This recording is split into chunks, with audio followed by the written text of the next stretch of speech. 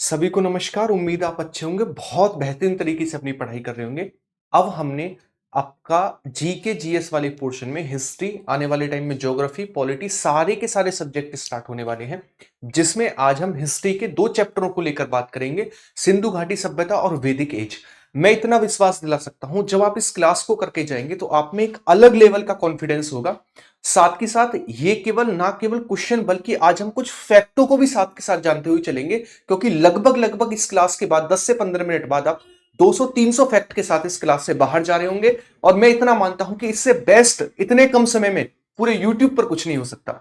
इस क्लास को 2 बार सुनना पड़े 2 बार सुनना। इसके अलावा वीडियो पर जो नए हैं वो लाइक करेंगे, सब्सक्राइब करेंगे। बाकी हम बिना टाइम गवाए स्टार्ट करते हैं और इसकी पीडीएफ आपको टेलीग्राम पर मिल जाएगी, जिसकी लिंक कमेंट बॉक्स में पिन है। स्टार्ट करते हैं बिना टाइम गवाए चीजों को, और दो चैप्टरों को स्टार्ट करेंगे। सारी की सारी चीजों को बेहतरीन तरीके से जानेंगे, कोई भी क्वेश्चन आपका सिंगल नहीं छूटेगा आज की क्लास को लेकर। सबसे पहला, मोहनजोदड़ो में स्थित सबसे बड़ा भवन इनमें से कौन सा है? सबसे बड़ा भवन, तो आपसे अगर पूछे सबसे बड़ा भवन कौन सा, वो है हमारे पास अनानागार, जहां पर हमारे पास अन्न रखे जाते थे, अनानागार था। अगर स्नानागार को लेकर बात करें तो जॉन मार्शल जो थे, इन्होंने इसे ग्रेट बाथ बोला है। और ये हमारे पास धार्मिक महत्व का था, जब लोग जो है स्नान करके पूजा करने लोग जाया करते थे। ये आप याद रखेंगे। इसके अलावा कुछ फैक्ट को लेकर बात करें तो हमारी जो लिपि थी सिंधु घाटी सभ्यता की, वो थी भावचित्रात्मक, बेस्तुकृतम या फिर गोमूत्रिका। और दो स्थल हैं, मुंडीगाक और शुर्तगोई, ये अफगानिस्तान से मिले हैं, जबकि सर्वाधिक स्थल हमें भारत से देखने को मिलते हैं। इसके अलावा जो सिंधु घाटी सभ्यता थी, उसकी जो आकृति थी वो त्रिकोणीय थी, और इसका एरिया लगभग 20 लाख किलोमीटर स्क्वायर है वर्तमान में। ठीक है ना। वर्तमान में सर्वाधिक स्थल यूपी भारत के गुजरात से मिले हैं, सबसे ज्यादा स्थल। ठीक है। सेकंड को लेकर बात करें, अगला क्वेश्चन, हड़प्पा कालीन स्थल धोलावीरा इनमें से कहां पर स्थित है? धोलावीरा जो है, यहां से हमें बांध बनाने के साथ, यहां से हमें स्टेडियम के साथ, यहां से हमें सबसे बड़ा साइन बोर्ड, साइन बोर्ड मतलब सूचना पट्ट मिला है धोलावीरा से। और धोलावीरा एक ऐसा स्थल था जो 3 भागों में डिवाइडेड था। अगर बात करें कहां से मिला है, तो ये गुजरात से मिला है धोलावीरा। कहां से? गुजरात से मिला है। इसके अलावा आलमगीरपुर और अलीमुराद, मोहनजोदड़ो, आमरी, कोटदीजी और चन्हूदड़ो स्थल जो हैं, ये सिंध पाकिस्तान से मिले हैं। एक्स्ट्रा फैक्ट के रूप में आपको पता होने चाहिए। अलीमुराद, मोहनजोदड़ो, आमरी, कोटदीजी और चन्हूदड़ो। नेक्स्ट क्वेश्चन है, इनमें से सिंधु घाटी सभ्यता की लिपि कौन सी थी? तो मैंने थोड़ी देर पहले आपको बताया, ये थी भाव चित्रात्मक लिपि। इसके अलावा रहमान डेरी, जलीलपुर और हड़प्पा स्थल जो हैं, ये पंजाब के, पाकिस्तान से मिले हैं सिंधु घाटी सभ्यता के। नेक्स्ट, सिंधु घाटी सभ्यता का विस्तार किस आकार का था? मैंने आपको बताया लगभग 20 लाख किलोमीटर स्क्वायर इसका एरिया है वर्तमान में। और इसको लेकर बात करें, इसकी आकृति थी त्रिभुजाकार। इसके अलावा कुनाल, मिठाथल, राखीगढ़ी, बनावली और भराना जो स्थल है, ये हरियाणा से मिले हैं। कहां से मिले? हरियाणा से देखने को मिलते हैं ये स्थल। नेक्स्ट, सिंधु घाटी सभ्यता का समाज कितने वर्गों में विभाजित था? तो सिंधु घाटी सभ्यता का समाज जो है वो 4 वर्गों में विभाजित था। कितने वर्गों में? 4 वर्गों में विभाजित था। और सिंधु घाटी सभ्यता का सबसे उत्तरी स्थल का नाम था मांदा, जो कि चिनाब नदी पर था। सिंधु घाटी सभ्यता का सबसे दक्षिणी स्थल था दैमाबाद, जो कि प्रवरा नदी पर था। सिंधु घाटी सभ्यता का सबसे पश्चिमी पॉइंट था हमारे पास सुतकांगेडोर, जो कि दास के रिवर पर था। और सिंधु घाटी सभ्यता का सबसे ईस्टर्न पॉइंट था आलमगीरपुर, जो कि हमारे पास हिंडन नदी पर था, उत्तर प्रदेश के मेरठ में। अगर हम बात करें किसको लेकर, आलमगीरपुर, बड़ागांव और हुलास जो स्थल है, ये यूपी से मिले हैं। कहां के हैं? सिंधु घाटी सभ्यता के हैं। सिंधु घाटी सभ्यता के लोग अपने मृत परिजनों के कितने प्रकार से अंतिम संस्कार करते थे? तो 3 प्रकार से अंतिम संस्कार करते थे। ठीक है, 3 प्रकार से। इसके अलावा अगर हम बात करें, लोथल, धोलावीरा, सुरकोतरा, नागेश्वर और करीम शाही, ये जो स्थल है हमें, ये गुजरात से देखने को मिलते हैं। कहां से? गुजरात से। जो हमारे पास लोथल है, यहां से हमें गोदीवाड़ा यानी पोर्ट के साक्ष्य भी देखने को मिलते हैं। इसके अलावा स्त्री के गर्भ से निकलता हुआ पौधा, प्रसाधन मंजूसा, और सबसे ज्यादा अलंकृत मोहरे हड़प्पा से देखने को मिलती है, जबकि सबसे ज्यादा मोहरे हमें मोहनजोदड़ो से देखने को मिलती हैं। अलंकृत का मतलब होता है सजी धजी मोहरे, लेकिन सर्वाधिक मोहरे मोहनजोदड़ो, जिसे मृतकों का टीला कहा जाता है, जबकि सबसे ज्यादा अलंकृत मोहरे हड़प्पा से देखने को मिली। नेक्स्ट क्वेश्चन की ओर बढ़ते हैं, सिंधु घाटी सभ्यता में सर्वाधिक चौड़ी सड़क कहां से प्राप्त हुई है और वो कितनी चौड़ी थी? तो सर्वाधिक चौड़ी जो सड़क थी वो मोहनजोदड़ो से 10 मीटर चौड़ी सड़क प्राप्त हुई है। इसके अलावा कांसे की बनी नर्तकी, मंत्रोलियन पुजारी, ये हमें मोहनजोदड़ो से देखने को मिलते हैं। और मोहनजोदड़ो को ही कहा जाता है मृतकों का टीला और सिंध का नखलिस्तान। और हड़प्पा और मोहनजोदड़ो को राजधानियां बोला जाता है एक दूसरे की। नेक्स्ट, सिंधु सभ्यता में इनमें से किस काल की सभ्यता है? देखो, अगर किसी की लिपि ही ना हो उसे कहते हैं प्राग ऐतिहासिक काल। जिसकी लिपि हो, जिसे पढ़ा नहीं जा सका हो, उसे कहते हैं आद ऐतिहासिक काल। और जिसकी लिपि भी हो, पढ़ा भी जा सका हो, उसे कहते हैं ऐतिहासिक काल। तो सिंधु घाटी सभ्यता की लिपि तो थी लेकिन उसे पढ़ा नहीं गया, इसीलिए इसे कहते हैं आद ऐतिहासिक काल की सभ्यता, है ना, आद ऐतिहासिक काल की सभ्यता, है ना। प्रोटो हिस्टोरिक पीरियड इसे बोला जाता है। इसके अलावा चावल के साथ बाजरा बोने के साक्ष्य और पोर्ट के साक्ष्य ये लोथल से देखने को मिलते हैं, जबकि हल के साक्ष्य, खेत के साक्ष्य, लकड़ी से बनी नालियां और कच्ची ईंटों के घर ये हमें कालीबंगन से देखने को मिलते हैं। और कालीबंगन को ही कहा जाता है हीन दीन बस्ती, हीन दीन बस्ती भी बोला जाता है, याद रखेंगे।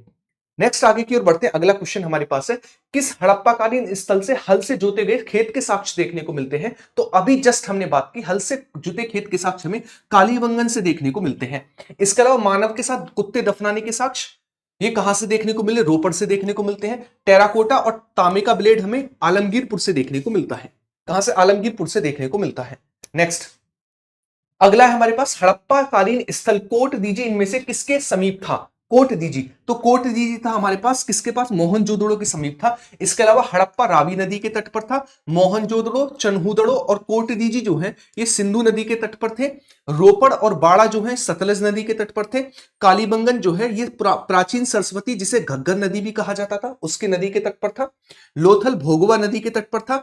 और रंगपुर और रोजदी जो है ये मादर नदी के तट पर थे। तो कभी कभी इन नदियों के नाम भी पूछ लेता है किस नदी के तट पर कौन सा स्थल था। इनमें से कौन सा तथ्य सिंधु घाटी सभ्यता के बारे में सही वर्णन करता है? सिंधु युद्ध में घोड़े का उपयोग रथ खींचने के लिए करते थे। सिंधु घाटी सभ्यता के लोग युद्ध ही नहीं करते थे, पहला गलत। सिंधु सभ्यता के लोग जो थे देवी और देवताओं दैत्रों की पूजा करते थे। उनके बड़े बड़े विशाल महल और मंदिर थे।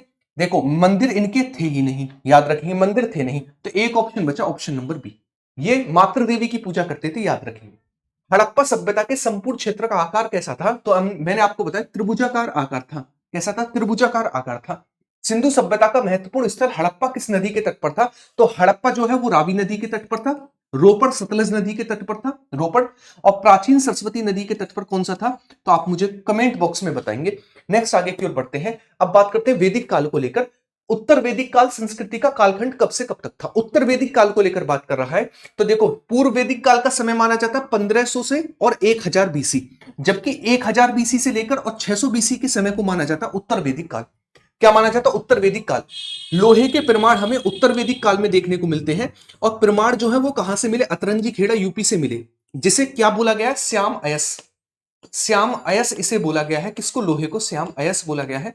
तो सबसे पहले लोहे के प्रमाण जो है वो कहां से देखने को मिलते हैं? वो हमें अतरंजी खेड़ा यूपी से देखने को मिलते हैं, उत्तर वैदिक काल के।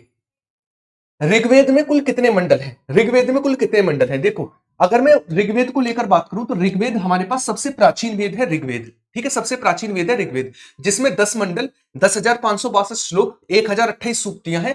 थर्ड मंडल में गायत्री मंत्र और 9th मंडल सोम को समर्पित है। ठीक है, जबकि सामवेद को लेकर बात करें, सामवेद, तो सामवेद संगीत का जनक कहा जाता सामवेद को। इसका संकलन ऋग्वेद पर आधारित है और सबसे कम ऐतिहासिक महत्व इसी का है, यानी सामवेद का है। ठीक है, अगर मैं बात करूं कितने मंडल है, तो आप कहेंगे हमारे पास 10 मंडल और 1028 सूक्तियां हैं। नेक्स्ट अगला क्वेश्चन देखते हैं।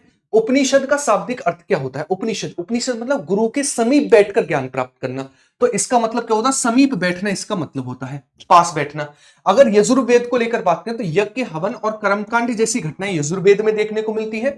गद्य और पद्य शैली में लिखा गया है, जिसे चंपू शैली भी कहते हैं। तो कौन सा वेद चंपू शैली में लिखा गया है? यजुर्वेद। अथर्ववेद को लेकर बात करें तो इसमें हमें जादू टोना टोटका देखने को मिलता है।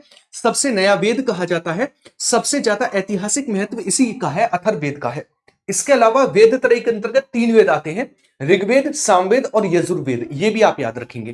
ठीक है, नेक्स्ट आगे की ओर बढ़ते हैं। अगला, इनमें से किस वेद में तंत्र, मंत्र, जादू टोना टोटका वर्णन देखने को मिलता है? तो मैंने आपको बहुत अच्छे से बताया, ये हमारे पास है अथर्ववेद।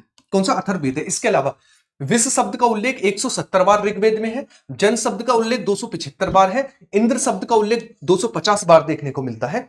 इसके अलावा उपनिषद हमारे पास 108 है, वेदांग 6 है, वेद हमारे पास 4 है, पुराण हमारे पास 18 हैं और सत्यमेव जयते मुंडको उपनिषद से लिया गया है। ये सारे के सारे, पता है मैं कैसे फैक्ट करा रहा हूं आपको? बिल्कुल एग्जाम में धरे के धरे क्वेश्चन मिले, वो वाला क्लास है। ठीक है, तो आप याद रखेंगे इन सारे के सारे पॉइंट को। नेक्स्ट बात करें, इनमें से किस सांख्य दर्शन की रचना की थी? सांख्य दर्शन की रचना इनमें से किसने की थी? तो देखिएगा, एक चीज आप याद रखिएगा, सांख्य दर्शन को लेकर बात करें, हम किसको लेकर, सांख्य दर्शन को लेकर बात करें, तो आप कहेंगे सांख्य दर्शन जो है किसका था, तो एक था कपिल मुनि का। किसका था, कपिल मुनि का था। इसके अलावा योग दर्शन पतंजलि का था, सांख्य दर्शन कपिल मुनि का था, वैशेषिक दर्शन कणाद का था, न्याय दर्शन गौतम का था, उत्तर मीमांसा जो बादरायण का था, और पूर्व मीमांसा जो था वो जैमिनी का था। किसका था, जैमिनी का था। ये सारे के सारे फैक्ट आपको याद होने चाहिए। नेक्स्ट, ऋग्वेद का कौन सा मंडल है ना, कौन सा मंडल सोम को समर्पित है, आप इसे हटाएंगे। किसका नौवां मंडल सोम को समर्पित है, किसका नौवां मंडल जो है वो सोम को समर्पित है, गलत टाइप हो गया है। तो किसका नौवां मंडल सोम को समर्पित है, तो आप कहेंगे हमारे पास ये जो है कौन सा है, ऋग्वेद। ऋग्वेद का नौवां मंडल सोम को समर्पित है, और थर्ड मंडल से गायत्री मंत्र लिया गया है। इसके अलावा इंद्र जो है इसे युद्ध एवं वर्षा का देवता कहा जाता है, और इन्हीं को बोला गया पुरंदर। क्या बोला गया, पुरंदर।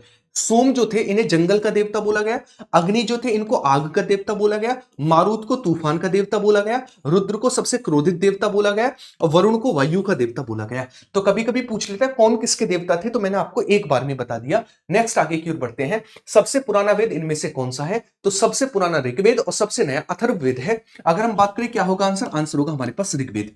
अगर मैं बात करूं कुछ नदियों का वर्णन है, जैसे सतुद्री सतलज को कहा गया है वेदों में, विपाशा व्यास को कहा गया है, अश्किनी चिनाब को कहा गया है, वितिस्था झेलम को कहा गया है, पुरुषिणी रावी को कहा गया है, नदीतमा या फिर मातेतमा सरस्वती को कहा गया है, सुवस्तु जो है स्वात को कहा गया है, कुंभा काबुल को कहा गया है, कुर्रम को क्रमु कहा गया है। इसके अलावा गंगा शब्द का उल्लेख एक बार, जबकि यमुना शब्द का उल्लेख 3 बार हमें देखने को मिलता है। क्लियर है, तो सारी की सारी नदियां भी खत्म हुई। आगे की ओर बढ़ते हैं, अगला क्वेश्चन, इनमें से किस वेद में यज्ञ हवन कर्मकांड देखने को मिलता है, मैंने बहुत अच्छे से बताया, ये था यजुर्वेद। कौन सा था, यजुर्वेद, स्टार्टिंग में ही मैंने आपको बता दिया। इसके अलावा आश्रम व्यवस्था का भी उल्लेख है।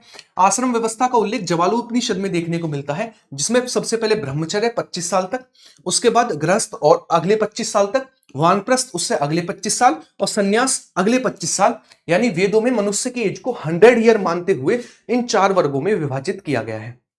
क्लियर है, इन 4 वर्गों में विभाजित किया गया है। ऋग्वेद में इनमें से किसके लिए सबसे ज्यादा मंत्र का प्रयोग किया गया है, ऋग्वेद में, तो आप याद रखेंगे सबसे ज्यादा मंत्रों का प्रयोग इंद्र के लिए किया गया, 250 बार उल्लेख है। इसके अलावा पुरोहित शब्द जो था इसका मतलब होता था राजा का सलाहकार, महिषी होता था राजा की प्रिय रानी, युवराज होता था राजा का उत्तराधिकारी, सेनानी होता था सेना का अध्यक्ष, संग्रहिता होता था कोषाध्यक्ष जो कोष को जो पैसे का संग्रहण करता था, सूत होता था राजा का रथमान, और पागायक होता था विदूषक और राजा का सबसे प्रिय मित्र, है ना। ये भी आप पॉइंट याद रखेंगे एक्स्ट्रा फैक्ट के रूप में। नेक्स्ट आगे की ओर बढ़ते हैं, अगला, ऋग्वेद काल की नदी अस्कनी का आधुनिक नाम क्या है। देखिए सर्वाधिक प्रमुख नदी थी सिंधु, लेकिन नदीतमा या फिर मातेतमा या फिर सर्वाधिक पवित्र नदी सरस्वती को बोला गया है। जबकि अश्किनी किसका नाम था, अस्कनी था चिनाब का नाम। व्यास का क्या था, विपाशा, सतलज का था सतुद्री, और झेलम का था हमारे पास वितिश था। नेक्स्ट आगे की ओर बढ़ते हैं, अगला, पूर्व वैदिक काल या फिर उत्तर संस्कृति कालखंड का कब से कब तक रहा। पूर्व वैदिक काल, पूर्व वैदिक काल पहले पूछा गया तो उत्तर वैदिक काल, अब पूछा गया पूर्व वैदिक काल। तो पूर्व वैदिक काल को लेकर बात करें तो हमारे पास 1500 से 1000 तक था, और उत्तर वैदिक काल 1000 से 600 तक था। नेक्स्ट, ऋग्वेद काल की नदी वितिस्था का आधुनिक नाम क्या है, वितिस्था का, तो मैंने कहा वितिस्था झेलम को कहा गया, सतुत्री सतलज को कहा गया, अस्कनी चिनाब को कहा गया। नेक्स्ट, इनमें से किसमें विवाह संस्कार की व्याख्या करने वाले विवाह सूक्त का वर्णन है, विवाह सूक्त, तो आप इसका आंसर मुझे होमवर्क में करेंगे कि किसमें हमें विवाह सूक्त देखने को मिलता है। ऋग्वेद में इनमें से किस युद्ध के देवता को किसे युद्ध का देवता कहा गया है, तो पुरंदर किलों को भेदने वाला किसको कहा गया, इंद्र को कहा गया है। किसको कहा गया, इंद्र को कहा गया है। इनमें से किसका संकलन ऋग्वेद पर आधारित है, मैंने आपको बताया था ऋग्वेद पर आधारित है, सामवेद जो कि संगीत का आदि ग्रंथ कहा जाता है और सबसे कम ऐतिहासिक महत्व है, तो आंसर होगा हमारे पास सामवेद का संकलन ऋग्वेद पर आधारित है। नेक्स्ट अगला क्वेश्चन लेते हैं, आरंभिक वैदिक साहित्य में सबसे ज्यादा किस नदी का वर्णन देखने को मिलता है, तो सबसे ज्यादा नदी का वर्णन है सिंधु रिवर, लेकिन सबसे पवित्र नदी माना गया है किसको, वो है सरस्वती नदी। पूर्व वैदिक कालीन आर्य इनमें से क्या करते थे, पूर्व वैदिक आर्य क्या करते थे, तो आप कहेंगे पूर्व वैदिक आर्य जो है प्रकृति की पूजा और यज्ञ, प्रकृति पूजा और भक्ति, मूर्ति पूजा नहीं, मूर्ति पूजा तो नहीं करते थे, वो मूर्ति पूजा और यज्ञ करते थे, मूर्ति पूजा और प्रकृति की पूजा और यज्ञ किया करते थे आर्य। इनमें से किन वेदों को वेदत्रयी कहा गया है, तो लास्ट वाले वेद को आप हटा दो। कौन सा वेद है लास्ट वाला? अथर्ववेद। तो इसके अलावा जो भी वेद हैं वो वेद त्रयी में आते हैं, यानी अथर्ववेद को आप काट दोगे इन सब में से तो एक ही ऑप्शन बचा, ऋग्वेद, सामवेद और यजुर्वेद, इनको मिलाकर बोला गया वेद त्रयी। नेक्स्ट अगला क्वेश्चन का आंसर करेंगे, ये रहा आपकी स्क्रीन पर, थोड़ा सा बड़ा है क्वेश्चन तो एक बार मैं इसे छोटा कर देता हूं। इनमें से कौन सा कथन सही है? आर्य शस्त्र तथा कवच का उपयोग करते थे, ऋग्वेदिक कालीन आर्य शस्त्र तथा कवच का प्रयोग करते थे मगर सिंधु घाटी सभ्यता के लोग इसके उपयोग का कोई प्रमाण नहीं है। ऋग्वेदिक कालीन आर्य को सोना चांदी तांबा जैसे धातुओं का ज्ञान था मगर सिंधु घाटी सभ्यता के लोग सिर्फ तांबा और लोहे, देखिए सिंधु घाटी सभ्यता के लोग लोहा नहीं जानते थे, वैदिक काल में आए, गलत हो गया।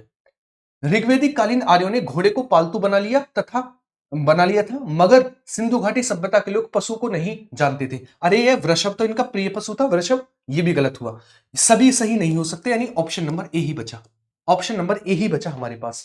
नेक्स्ट, इनमें से किस वेद में कहा गया है कि सभा और समिति प्रजापति की 2 पुत्रियां हैं? तो ऐसा कहा गया अथर्ववेद में। किसमें कहा गया? अथर्ववेद में ऐसा बोला गया है, अथर्ववेद। नेक्स्ट, इनमें से किसने दक्षिण भारत का आर्यकरण किया? अगस्त्य, विश्वामित्र, वशिष्ठ या फिर याज्ञवल्क्य? तो किसने किया था? अगस्त ऋषि के द्वारा किया गया था, अगस्त ऋषि के द्वारा। आर्यों ने जीवन का 4 भागों में विभाजन किया था। इन 4 भागों में से इनमें से कौन सा संबोधित किया जाता है? इन्हें 4 भागों को किससे संबोधित किया जाता है? तो इसे कहते हैं आश्रम व्यवस्था। क्या कहते हैं? आश्रम व्यवस्था इसे बोला जाता है, वर्णाश्रम व्यवस्था, जिसे वर्णाश्रम व्यवस्था भी बोलते हैं। जैसे मैंने आपको बताया जवालोपनिषद में लिखकर बताया था। महाभाष्य की रचना किसके द्वारा की गई है? पतंजलि के द्वारा महाभाष्य की रचना की गई है, पतंजलि के द्वारा। नेक्स्ट, सत्यमेव जयते कहां से लिया गया है? थोड़ी देर पहले ही बताया था, मुंडकोपनिषद से लिया गया सत्यमेव जयते, मुंडकोपनिषद। आरंभिक वैदिक काल में वर्ण व्यवस्था इनमें से किस पर आधारित थी? तो आरंभिक वैदिक काल में वर्ण व्यवस्था थी कर्म पर, फिर हो गई जन्म पर। एक लाइन देखने को मिलती है वेदों में कि मेरे पिता बढ़ई हैं, मेरी मां चक्की चलाती हैं और मैं एक कवि हूं। इसका मतलब कर्म पर चल रहा है, लेकिन यही चीज आकर उत्तर वैदिक काल में जन्म पर होगी, यानी बढ़ई का बेटा बढ़ई, मास्टर का बेटा मास्टर। ठीक है ना? तो ये किस पर आधारित थी?